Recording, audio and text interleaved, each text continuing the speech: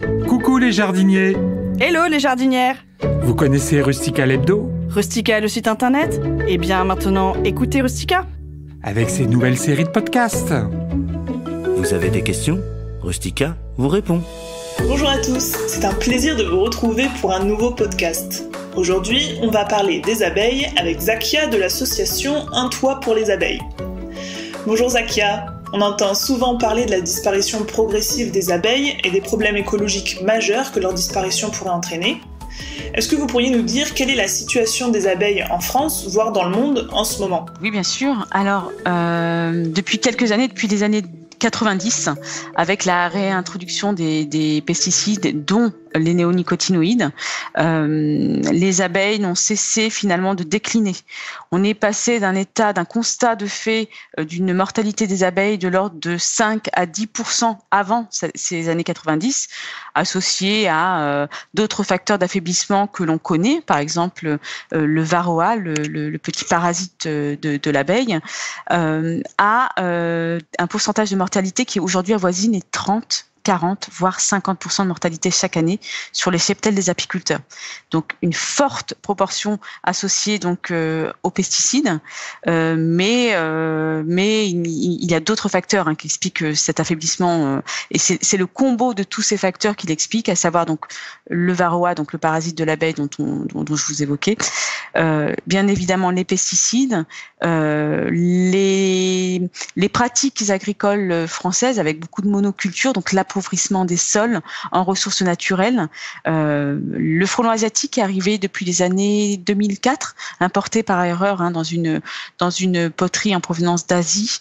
C'est une reine fécondée qui a été importée par erreur et en fait elle a proliféré, elle a pondu et aujourd'hui on a une résonance de ce prédateur sur l'ensemble du territoire. À savoir qu'une poignée de frelons asiatiques est capable de décimer une ruche de quelques 50 000 abeilles en quelques heures à peine. C'est juste effroyable. Et puis, bien entendu, le dérèglement climatique. Alors, pour certains, le dérèglement climatique, c'est une invention de l'homme. Pour les apiculteurs qui sont dépendants de la saisonnalité, le dérèglement climatique aujourd'hui est observé sur l'intégralité des cheptels français, à savoir que les abeilles en hiver devraient être en train d'hiverner, à savoir rester dans la ruche confinée et utiliser le minimum de ressources nectar au sein de la colonie pour rester en vie durant la période hivernale et ressortir à l'approche du printemps avec l'éclosion des premières floraisons. Aujourd'hui, les hivers sont trop doux, les abeilles sortent. Il n'y a pas de ressources dans la nature à cette période de l'année, donc elles sortent, elles s'épuisent, elles viennent surconsommer des ressources qui doivent les tenir durant plusieurs mois à l'intérieur de la ruche. Et puis, quand vient l'été, on a des pics de chaleur qui assèchent toutes de manière assez drastique et assez rapide des floraisons qui normalement devraient s'étendre sur plusieurs jours et pouvoir donc apporter une période assez rallongée de nectar et de pollen sain aux abeilles. Eh bien, ces floraisons s'assèchent et très rapidement les abeilles tombent en pénurie. Donc c'est un vrai problème environnemental avec à la fois l'usage des pesticides, mais aussi à cause du dérèglement climatique. C'est cela. Et puis après, bien évidemment, l'empreinte humaine. Alors, d'ailleurs, on s'en est aperçu durant le premier confinement, le fait de cette empreinte humaine qui disparaît le temps d'un instant, de cette parenthèse sans homme, le temps d'un instant. Donc, plus finalement de tonte, vous savez, des rebords de route. Donc, on laissait la jachère fleurie comme cela, disponible pour les abeilles. Plus de pollution ou moins de pollution.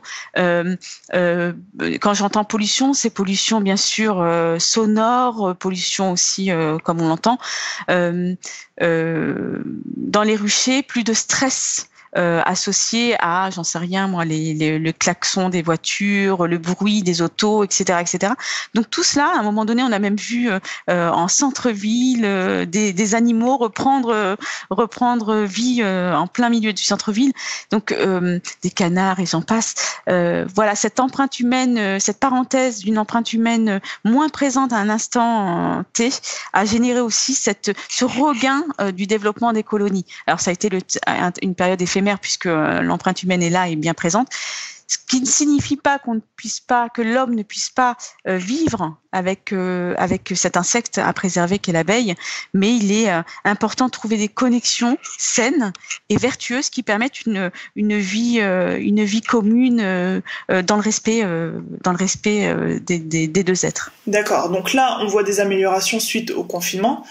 Est-ce qu'on a déjà commencé à observer des changements depuis quelques années en France grâce à l'interdiction d'usage des produits phytosanitaires dans les espaces verts et chez les particuliers ? C'est encore trop récent pour avoir un vrai retour. Et puis, vous savez, quand les sols sont infestés de pesticides, vous avez une résonance sur plusieurs années. Donc, il est encore trop prématuré d'acter sur l'évolution positive des mœurs qui implique effectivement, on l'espère à terme, une évolution positive aussi sur cette mortalité des abeilles. C'est encore trop prématuré. Par contre, il y a une vraie prise de conscience du consommateur, et ça, c'est pour nous, c'est tellement précieux de se dire qu'aujourd'hui, tout à chacun chez soi fait attention à un regard différent par rapport à son jardin, notamment on parlait avec des parrains, un toit pour les abeilles, qui évoquaient le fait qu'ils n'avaient plus du tout ce même regard du jardin tout beau, tondu, carré, etc. Aujourd'hui, laisser un carré en jachère fleurie pour les abeilles, c'est tout aussi sympa d'un point de vue esthétique finalement. Ajouter, j'en sais rien moi, des petites pierres qui seront dans le futur un abri pour des insectes ou des animaux, eh bien ça peut créer quelque chose d'assez sympathique, d'harmonieux dans un jardin, et puis laisser finalement la nature trouver sa place au sein de ce jardin. Le fait d'éviter les tons trop régulières, le fait de privilégier certaines floraisons plutôt que d'autres pour les abeilles, pour avoir une espèce de rotation tout au long de l'année et d'avoir une présence de fleurs, plantes, arbustes, mellifères tout au long de l'année qui permettent aux abeilles de se ressourcer.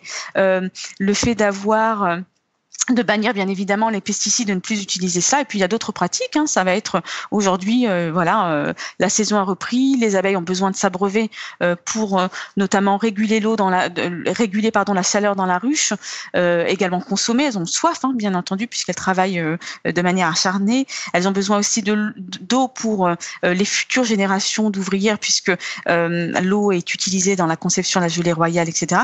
Donc aujourd'hui, on a des marraines et parrains qui nous demandent des do it yourself autour de petits réservoirs d'eau à mettre à disposition des abeilles, dans lesquels on vient mettre quelques cailloux, des brindilles et de l'eau pour que l'abeille puisse venir s'abreuver en toute sécurité sans risque de noyade. Donc pour donner de l'eau aux abeilles, on prépare une petite coupelle dans laquelle on met juste de l'eau, quelques pierres et quelques brindilles. Ouais, c'est ça, une petite coupelle. Alors ça peut être une coupelle, on y rajoute quelques petits cailloux, on y rajoute quelques brindilles, elles viendront s'y poser et comme ça aller récupérer l'eau dont elles ont besoin. Et ça permet pour elles vraiment d'assurer au sein de la colonie, donc de rafraîchir la colonie en ces périodes un peu chaudes qu'on a depuis quelques jours. Ça permet aussi de s'hydrater parce qu'elles en ont besoin en reprise d'activité comme cela. Et ça permet aussi d'aider à la reprise de la ponte de la reine et de s'occuper des nouvelles générations larvaires qui ont pris le relais dans la ruche, du couvain en fait. Jusque-là, on parlait beaucoup de la préservation des abeilles en ruche, mais depuis quelques années, on prend aussi conscience de l'importance des autres abeilles, dont l'abeille solitaire notamment. Comment peut-on agir pour ces cas plus particuliers ? Alors, en fait, il existe à peu près 4000 espèces d'abeilles en Europe. Il en existe près de 1000 en France. Autant vous dire que nous, on s'est focalisé pendant plusieurs années sur l'abeille à miel, celle qui vit en colonie, celle qui vit dans les ruches et celle qui produit du miel. Bien évidemment, l'attrait associé au miel fait qu'elles ont une notoriété naturelle. Le souci, c'est que les autres abeilles, les abeilles dites sauvages ou solitaires, au SMI également, eh bien, elles font face aux mêmes facteurs d'affaiblissement. Et donc à cette même mortalité de l'ordre de 40%. Alors, elle est légèrement différente puisque ce sont pas des abeilles qui vivent en colonie, elles vivent de manière solitaire, donc elles vont souvent nicher plutôt en milieu urbain, mais pas que. Donc elles font face également aux pesticides, mais également à la à la pollution sonore et visuelle visuelle des villes, les lumières, la surexposition de lumière, la surexposition de bruit dans les villes, le stress des villes, les ondes également, tout cela vient perturber, si vous voulez, cet insecte. À noter que c'est un insecte qui ne pique pas, qui ne produit pas de miel, et c'est pour ça qu'il a été un peu délaissé entre guillemets pendant plusieurs années, et qui vit seul, donc il est moins visible finalement. Aujourd'hui, il existe plein d'actions qui permettent de préserver aussi cet insecte fragile. Ça peut être par exemple planter, semer des mellifères pour les abeilles, en jardin, en jardinière, peu importe, mais essayer de planter comme cela, et même sur un balcon, on a cette possibilité de planter, donc il faut pas se donner de fausses excuses, de se dire je peux pas, j'ai un tout petit balconnet, eh bien un pot suffira. Par contre, on n'utilise pas de produits pesticides pour gérer ces plantations-là. Il est possible, de la même manière, d'installer un petit abreuvoir. Elles ont soif, elles ont besoin de s'hydrater. De la même manière, on peut installer un hôtel à abeilles dans lequel les abeilles vont pouvoir nicher. Donc, ça leur permet de trouver facilement un orifice dans lequel elles vont pouvoir nicher. D'ailleurs, Un Toit pour les abeilles a lancé depuis 1 an et demi maintenant un projet annexe à celui d'Un Toit pour les abeilles. Donc, Un Toit pour les abeilles est focalisé sur la préservation d'abeilles à miel et le soutien à l'apiculture française. Et on a lancé depuis 1 an et demi les dorloteurs d'abeilles, qui est un projet annexe et qui permet de s'abonner et d'installer chez soi un dorlotoir à abeilles. Donc en fait, vous allez devenir acteur de cette protection d'abeilles sauvages. Donc vous installez chez vous un dorlotoir à abeilles. Vous avez associé à ce dorlotoir un abonnement qui va vous expliquer les types d'abeilles que vous allez recevoir dans votre dorlotoir, comment les préserver, des fiches d'identité assez sympas sur les différents types d'osmies qui existent et comment elles vont réaliser leur processus de nidification au sein du dorlotoir. Par exemple, on sait qu'on a un type d'abeille. Alors on l'appelle communément l'abeille coquelicot, mais c'est pas son nom scientifique, qui utilise uniquement et exclusivement les feuilles de coquelicot pour créer son nichoir. Donc elles ont besoin d'une plante, le coquelicot. Donc c'est tout cela. On vous explique tout ça. Il y a une pédagogie, une sensibilisation. C'est un dorlotoir dans lequel vous avez des tubes vitrés, donc qui permet à la famille, par exemple, si vous installez le dorlotoir chez vous, d'être sensibilisé à cet insecte fragile. Il ne pique pas. Les enfants peuvent toucher les abeilles, ou en tout cas les observer, les admirer. Et vous pouvez y découvrir tout le processus de nidification d'abeilles à partir du moment où elle prend place dans ce nichoir. C'est passionnant. Une fois la saison terminée, donc à l'approche de l'hiver, on va demander au dorloteur de devenir acteur. Après avoir observé, après avoir s'être émerveillé de cette abeille, cet insecte, de récupérer l'ensemble des cocons. Donc, ils nichent dans des petits tubes qui sont fournis. Donc, récupérer ces cocons, nous les renvoyer à nous, Un Toit pour les abeilles, les dorloteurs d'abeilles. On les fournit à une association qui gère donc le déparasitage de ces cocons, la mise en lieu sûr de ces cocons la période d'hiver pour pas que ces cocons puissent faire face à des prédateurs extérieurs, etc., etc. Et à l'approche de la nouvelle saison, donc au printemps prochain, on va vous renvoyer une partie de ces cocons en local et exclusivement en local, puisque l'objectif c'est un repeuplement local de ces osmies, de ces abeilles sauvages. On va vous refournir une partie de ces cocons qui vont de nouveau nicher dans le dorlotoir et éclore à la nouvelle saison. Et on va en fournir à vos voisins, de nouveaux dorloteurs qui vont prendre le relais également. Donc, on va essaimer auprès de nouveaux dorloteurs. L'objectif, il est double. C'est sensibiliser à grande échelle, finalement, l'être humain, des personnes qui, hier, n'avaient pas forcément cette prise de conscience que l'abeille est un insecte fragile qu'il faut préserver. Et puis derrière, il y a cette casquette finalement de repeuplement en local d'abeilles sauvages qui finalement sont fragilisées et disparaissent. Ok, et les cocons ne craignent rien à être expédiés par la poste? Non, oui, effectivement, mais c'est dans des tubes qui sont adaptés à ce type de transfert. Il n'y a aucun risque. On l'a fait déjà sur deux saisons et ça s'est très bien passé. On a 0 mortalité. Il n'y a pas de doute à avoir sur la véracité des outils qu'on utilise nous et qui ont été testés en amont pour pouvoir prévaloir et expédier ces cocons en toute sécurité. Est-ce qu'on pourrait envisager de les garder d'une saison à l'autre chez soi? Le danger, c'est que finalement, aujourd'hui, on a des prédateurs venus de partout, etc. Et on a ce risque de mortalité accrue associé à cela. Donc, on préfère les conserver. Aujourd'hui, c'est un insecte qui a été fragilisé par l'empreinte humaine et on a besoin l'empreinte humaine finalement de la tourner vers quelque chose d'un peu plus vertueux et finalement de se dire qu'on va aussi un petit peu les chouchouter, les préserver et les aider pour la nouvelle saison à repartir sereinement. Et quelles autres actions mettez-vous en place chez Un Toit pour les abeilles? Alors là, on a parlé, nous, des dorloteurs d'abeilles, effectivement, et en parallèle, on a une action Un Toit pour les abeilles. 10 ans aujourd'hui, en fait, nos 10 ans d'initiatives positives et vertueuses autour de la protection de l'abeille à miel, et on a installé partout en France plus de 10 000 ruches en 10 ans, auprès d'une centaine d'apiculteurs du réseau. Ce qu'il faut se dire, et c'est l'UNAF qui nous donne ces chiffres, et ce sont des chiffres assez alarmants, donc l'UNAF, l'Union nationale des apiculteurs de France, qui nous évoque que chaque année en France, 300 000 colonies d'abeilles disparaissent, associées à ces différents facteurs d'affaiblissement que je vous évoquais en préambule. Donc il est impératif aujourd'hui de se dire que si on n'aide pas la filière apicole française, ce sont des milliers d'apiculteurs qui vont mettre la clé sous la porte. C'est pas compliqué. Aujourd'hui, un apiculteur, il commence sa saison en se disant qu'il va perdre à minima un tiers de ses colonies. C'est juste dramatique. Et il faut pas imaginer l'apiculteur comme un producteur de miel. Loin s'en faut, c'est pas du tout la gestion qu'on a chez Un Toit pour les abeilles. Ce sont des cheptels à taille humaine où on a affaire à de véritables protecteurs et amoureux des abeilles. Ce sont des passionnés d'apiculture, passionnés de l'abeille. Nous on les appelle, on aime les appeler les gardiens des abeilles puisque ils ont vraiment cette relation unique d'artisan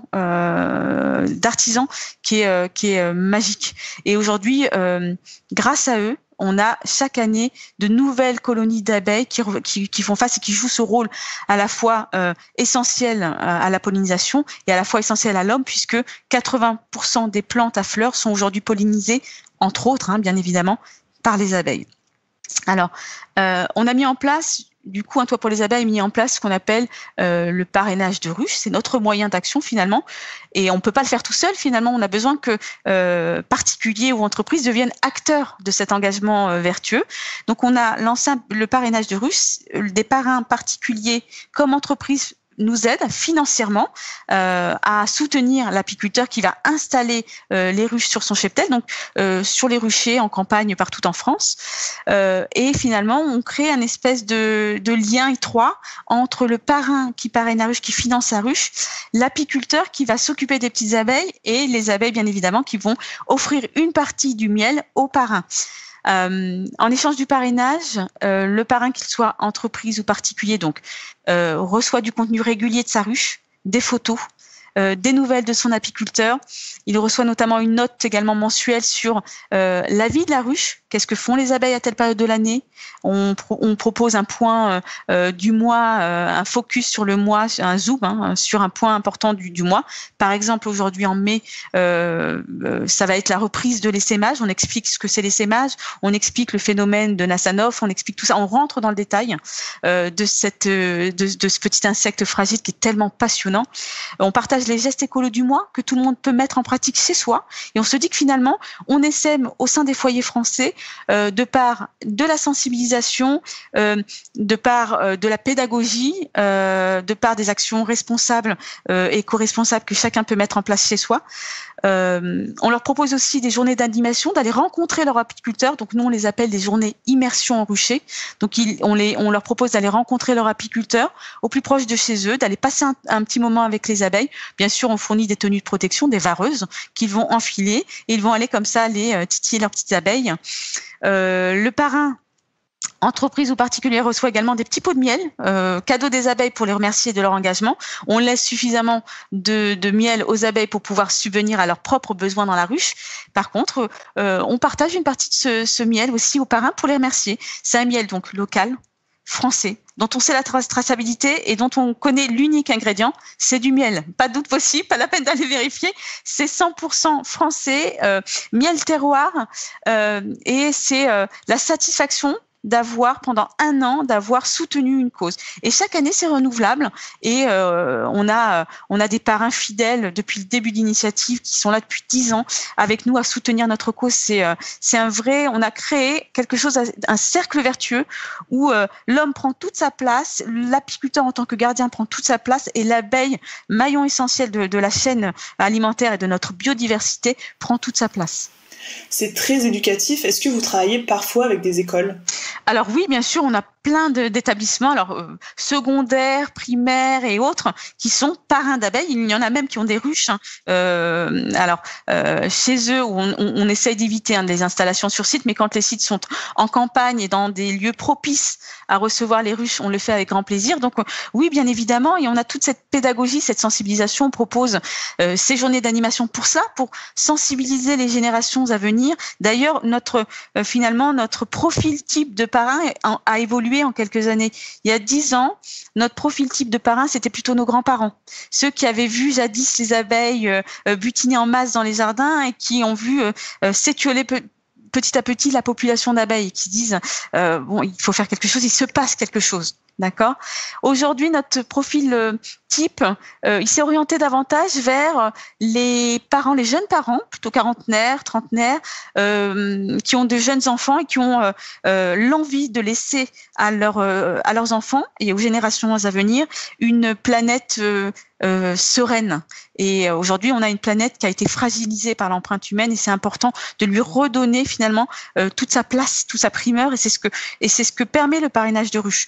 Le parrainage de ruche avec un toit pour les abeilles ou la protection des abeilles sauvages avec les dorloteurs d'abeilles. Pour nous, c'est très important de pouvoir se dire que on propose des formules de parrainage, donc c'est 4,50 € pour devenir parrain sur le site untoitpourlesabeilles.fr. Mais c'est au-delà du soutien qu'on va fournir à l'apiculteur, c'est une sensibilisation et une pédagogie à l'importance de préserver l'abeille et de lui redonner toute sa place. On entend de plus en plus parler de vols d'abeilles. Est-ce que ce sont des vols entre apiculteurs et est-ce une conséquence de la disparition des abeilles ? Eh bien, oui, c'est dramatique de se dire qu'aujourd'hui, en France, en 2021, on voit des cheptels comme ça disparaître. Vous laissez vos abeilles. Alors, ça nous est arrivé par le passé. C'est juste dramatique. Un apiculteur en pleurs, dévasté. Et je vous disais que ce sont des gardiens des abeilles. Croyez-moi que quand vous arrivez le matin sur votre cheptel et que vous avez, et c'est dévasté. Les cheptels sont dévastés. Et ils s'en prennent pas forcément aux abeilles. Le drame dans l'histoire, c'est qu'on arrache les colonies, on les jette au sol et qu'on vient récupérer tout le miel. C'est le miel qui est recherché donc je sais qu'il existe des filières qui sont très organisées et qui font en sorte de voler les cheptels. C'est la raison pour laquelle d'ailleurs sur le site untoitpourlesabeilles.fr vous avez la carte de nos apiculteurs, mais on a volontairement donné des coordonnées GPS floues entre guillemets pour ne pas donner une carte identifiée de l'intégralité de nos ruchers en France. Vous imaginez 100 ruchers qui se font piller du jour au lendemain, et je vous dis je ne pense pas que ce soit des apiculteurs qui le fassent parce que ce serait fait de manière plus humaine entre guillemets, dans le sens où si vous connaissez les abeilles, vous savez que finalement l'intérêt il est de conserver davantage les abeilles finalement que le miel produit, puisque les abeilles elles ont cette faculté de produire et de surproduire du miel de manière assez régulière, avec au moins 2 récoltes à minima sur la saison. Non, ce sont des pilleurs de miel, des pilleurs de miel avec tout ce qu'on imagine de violence et d'aspect non humain autour de cela. C'est dramatique. Nous, on a vécu une période, on a vécu un drame avec un de nos apiculteurs mais dévasté, qui s'est dit mais c'est pas possible, j'arrête là, parce que si l'homme en est arrivé à ce point, je peux pas, je ne peux plus. Donc c'est assez compliqué. Quand le miel est pillé, les abeilles vont forcément mourir ensuite. Ce que vous faites quand vous faites ça, donc vous récupérez les hausses à miel. Donc c'est ce qui a été fait dans l'expérience qu'on a vécue. Donc nous on a des hausses à miel. Donc pour vous expliquer rapidement, dans le corps des ruches, on laisse le miel aux abeilles, d'accord. Donc dans le corps des ruches, vous allez retrouver la reine, vous allez retrouver le couvain justement à naître, vous allez retrouver les provisions bien évidemment, donc nectar et pollen. Ensuite, nous, une fois que la ruche elle est bien populeuse et qu'il y a suffisamment de réserves et qu'on a une mielée qui entre, on ajoute ce qu'on appelle les hausses à miel. Ce sont ces hausses à miel qui vont se gorger de miel et qu'on va récupérer pour pouvoir en fournir une partie à nos parrains, en laisser à l'apiculteur et puis peut-être même en redonner aux abeilles si besoin est. Eh bien, ces pilleurs de miel viennent récupérer les hausses à miel. Donc là, déjà, il n'y a pas de souci. Ils récupèrent les hausses à miel telles quelles puisque il n'y a pas d'abeilles à l'intérieur, etc. Donc, hop, on récupère ça. Le miel est disponible, les frais, les cadres de hausse sont disponibles. Ça, c'est le premier aspect. Et ensuite, puisqu'il faut aller jusqu'au bout de leur horreur, ce qu'ils font, c'est que dans le cadre, ils récupèrent toute la partie provision. Donc en fait, ils laissent des abeilles et ils laissent des ruches ouvertes. Donc pour peu qu'elles passent la nuit dehors, c'est fini, elles ont pris froid et c'est terminé. Sans provision, sans aucune provision, puisque les cadres de provision sont récupérés. Parfois, vous y avez en plus quelques populations, on les supprime par la même occasion puisqu'ils récupèrent juste la partie miel et puis derrière j'imagine que ces cadres d'écorce sont jetés de manière assez violente. Donc oui, la ruche est bannie. De toute façon, c'est terminé. Sa chance de survie, elle est de 0. Ce n'est pas possible parce que elle passera la nuit dehors dans l'obscurité, sans étanchéité, sans chaleur, etc. Elle vit un stress intense à l'instant T puisque c'est fait dans la violence et puis toutes les provisions sont réquisitionnées. Donc bien évidemment, elles sont vouées à mourir, c'est sûr. Est-ce que vous organisez quelque chose de particulier pour la Journée mondiale des abeilles le 20 mai ? Alors on a mis en place avec beaucoup de parrains, entreprises notamment, des webinars pour justement profiter de cette journée pour resensibiliser autour de l'importance de préserver les abeilles. On va faire un focus notamment sur pourquoi cette journée. Alors c'est pas tant pour mettre à l'honneur l'abeille ou lui rendre hommage. Je pense que la prise de conscience est généralisée, qu'aujourd'hui on sait le rôle qu'elle joue, mais c'est surtout se dire qu'aujourd'hui il est important de sensibiliser le grand public et les autorités politiques à la nécessité grandissante de la préserver, cette abeille, et de prendre en considération toutes les dispositions justement en texte de loi appropriés, etc., pour faire en sorte de réduire cette empreinte des pesticides et notamment des néonicotinoïdes en France. Et ça, c'est primordial. Cette journée-là, le 20 mai, cette journée du 20 mai, elle coïncide avec l'anniversaire d'Anton Jansa. Je ne sais pas si vous le connaissez. C'est un apiculteur slovène du XVIIIe siècle, si je ne m'abuse. Il est reconnu comme étant le père de l'apiculture moderne, tel qu'on l'entend. Donc c'est mettre à l'honneur également ces gardiens des abeilles que sont les apiculteurs. C'est une filière qui fait pas grand bruit puisque aujourd'hui en France, je crois qu'il existe à peine 10 000 apiculteurs, dont beaucoup d'amateurs. Les apiculteurs professionnels, c'est quelques milliers à peine. Et pourtant, ils sont vraiment au cœur de toute cette empreinte humaine, de cette menace autour des pesticides, d'également le dérèglement climatique. On a beaucoup d'apiculteurs qui déclarent la calamité apicole associée à des saisonnalités qui souffrent de fortes pluies, de fortes sécheresses, etc. Donc c'est remettre en fait à l'honneur l'abeille et resensibiliser autour du rôle essentiel qu'elle joue, et puis mettre également à l'honneur ces gardiens des abeilles qui jouent un rôle essentiel et qui vivent finalement dans l'ombre. Ils sont pas forcément, ils se mettent pas forcément en lumière naturellement. Ce sont des personnes qui vivent avec leurs petites abeilles en milieu ruraux, et on a besoin de les remettre, je pense, en lumière. Ils le méritent. Très bien, merci beaucoup Zakia, c'était très riche.